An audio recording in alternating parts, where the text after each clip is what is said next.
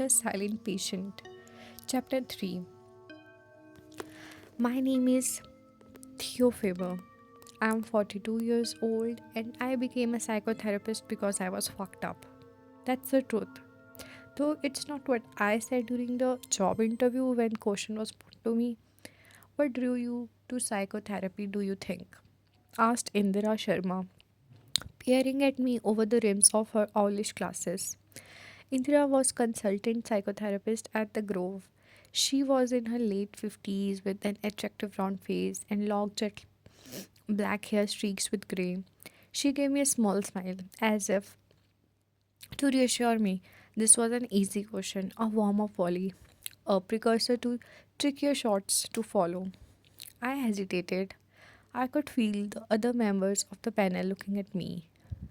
I remained conscious of maintaining eye contact as I trotted out a rehearsed response, a sympathetic tale about working part time in a care home as a teenager, and how this inspired an interest in psychology, which led to a postgraduate study of psychotherapy, and so on.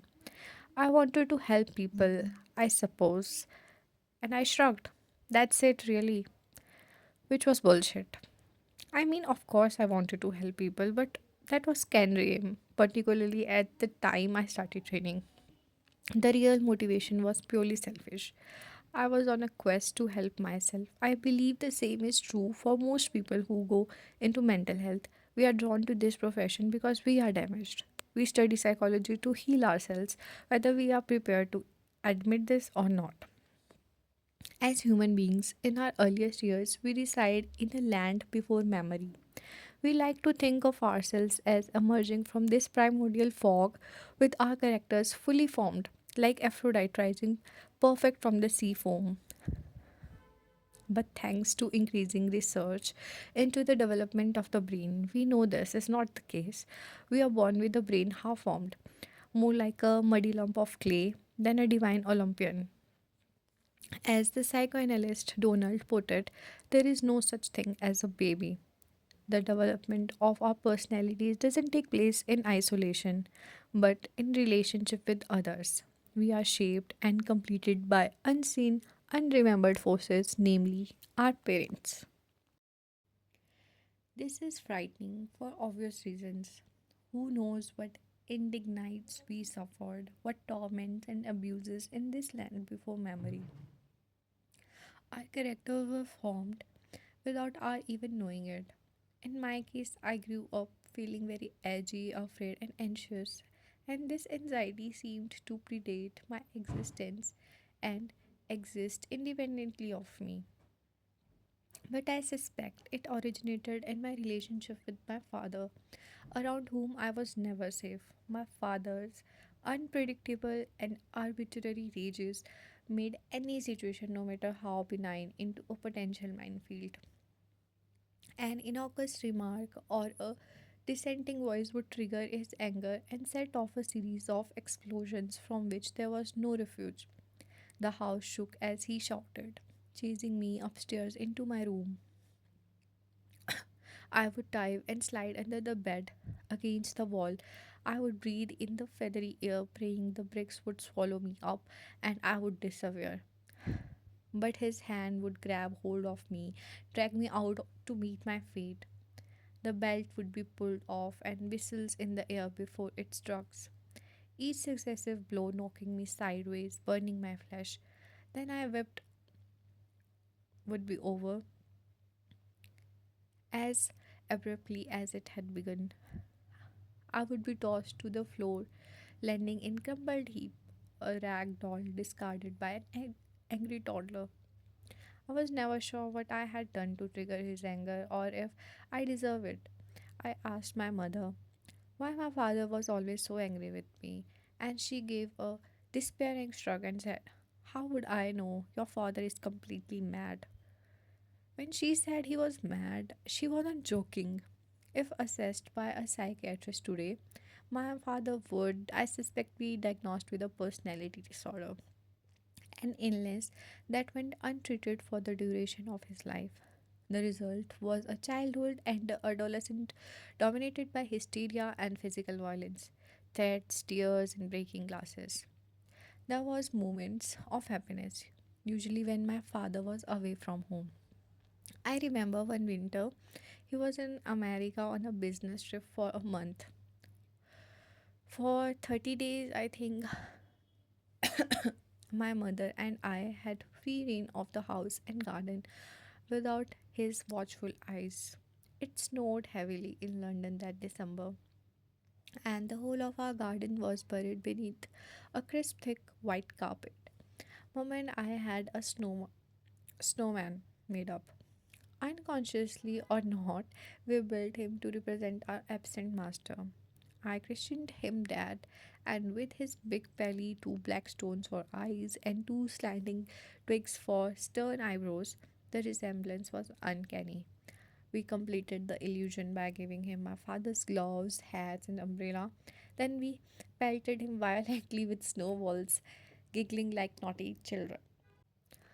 There was a heavy snowstorm that night.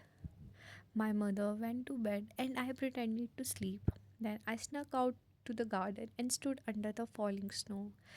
I held my hands outstretched, catching snowflakes, watching them vanish in my fingertips. It felt joyous and frustrating and spoke to some truth I couldn't express. My vocabulary was too limited, my words too loose, a net in which to catch it.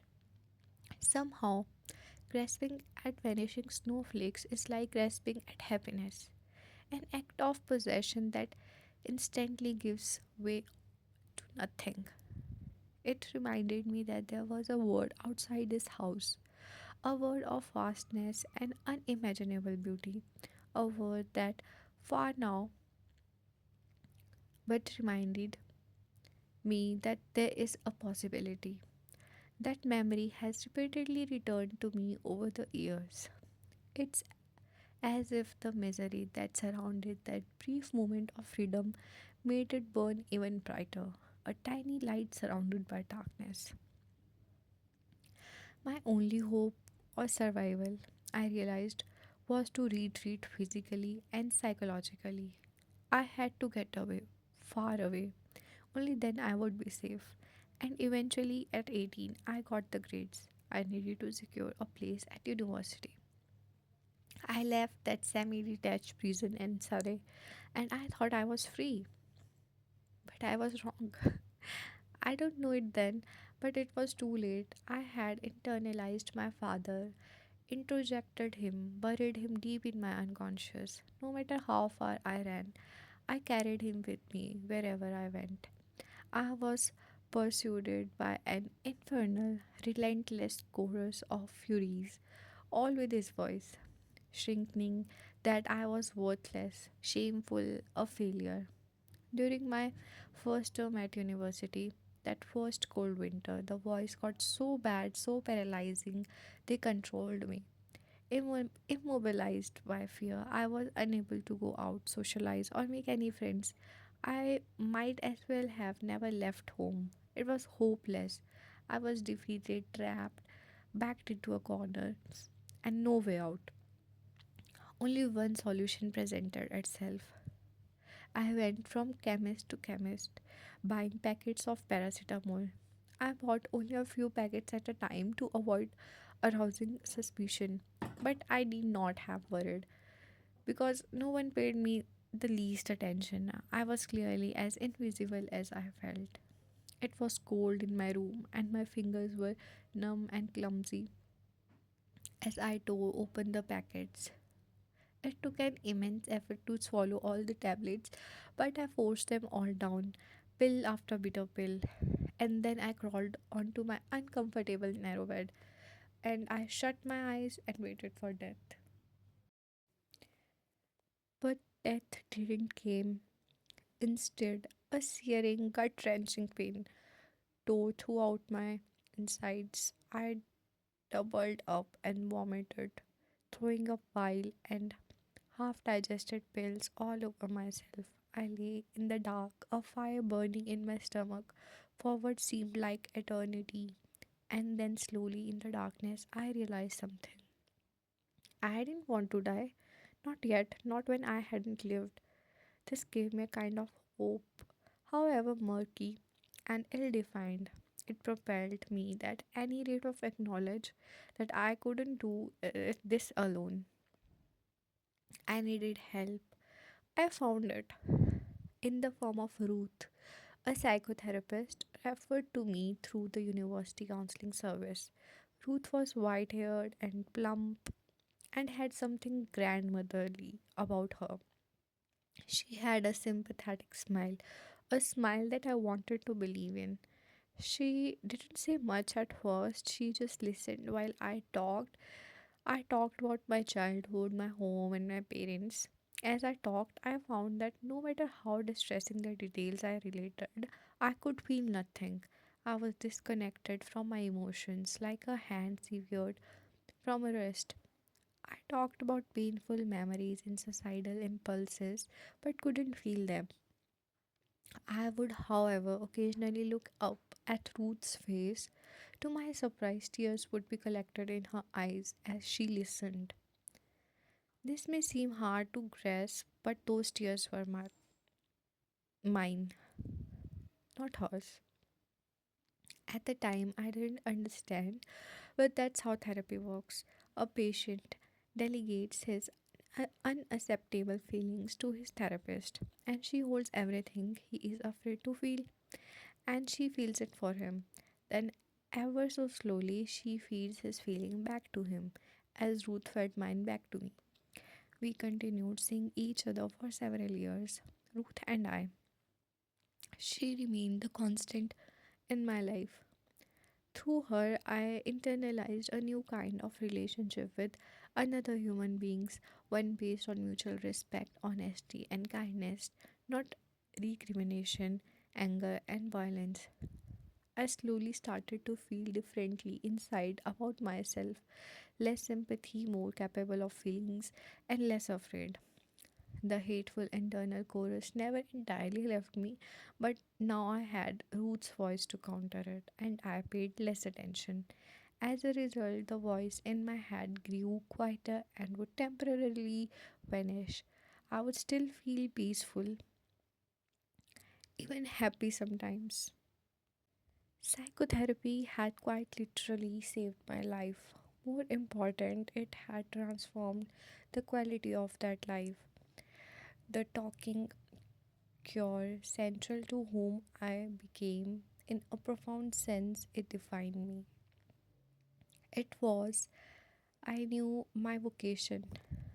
After university, I trained as a psychotherapist in London. Throughout my training, I continued saying Ruth. She remained supportive and encouraging, although she warned me to be realistic about the path I was undertaking. It's no walk in the park, she how used to put it. She was right. Working with patients, getting my hands dirty, well, it proved far from comfortable. I remember my first visit to a secure psychiatric unit. Within a few minutes of my arrival, a patient had pulled down his pants, squatted, and defecated in front of me. A stinking pile of shit. Of subsequent incidents, less stomach crunching but just as dramatic. Messy, bulged suicides, attempts at self harm, uncontained hysteria, and grief all felt more than I could bear. But each time, somehow, I drew up, it held through untapped real resilience. It got easier. It's odd how quickly one adapts to the strange new world of a psychiatric unit. You became increasingly comfortable with madness, and not just the madness of others, but your own. We are all crazy, I believe, just in different ways. We are all crazy, which is why and how I related to Alicia Brinson. I was one of the lucky ones. Thanks to a successful therapeutic intervention at a young age, I was able to pull back from the brink of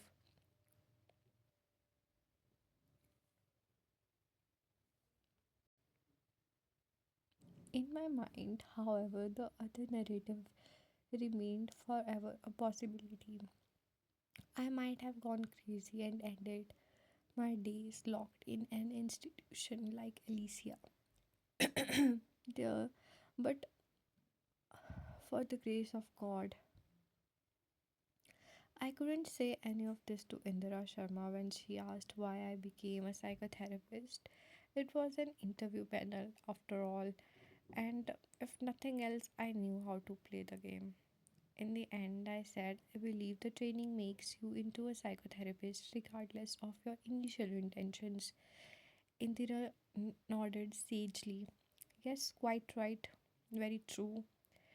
The interview went well. My experience of working at Broadmoor gave me an edge. Indira said, demonstrating I could cope with extreme psychological distress.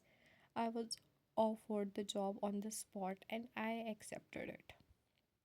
And 1 month later, I was on my way to the Grove.